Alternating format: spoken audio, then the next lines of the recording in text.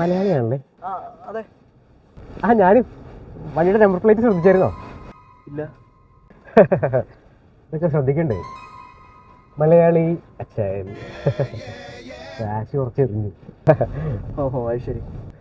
മാരീഡാണോ? അതെ. കുട്ടികൾ ഇല്ല. എത്ര കൊല്ലം കല്യാണം കഴിഞ്ഞിട്ട്? 3. ഓ, ആർക്കാ പ്രശ്നം? അതോ നിങ്ങൾ തമ്മിലാണോ പ്രശ്നം? വീട് മേടിച്ചായിരുന്നോ? ഇല്ല. ഇല്ല? എനിക്കിവിടെ 3 വീടുണ്ട്. ഓ, ആയിക്കോട്ടെ. വീട് മേടിക്കുന്നില്ലേ?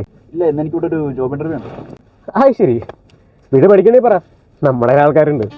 എന്നാലും എന്താ വീട് മേടിക്കാത്ത? ഓസ്ട്രേലിയക്ക് പോകാൻ പ്ലാൻ ഉണ്ടോ? അതെന്താ, ഈ വണ്ടി ഓസ്ട്രേലിയക്ക് പോകുന്നുണ്ടോ?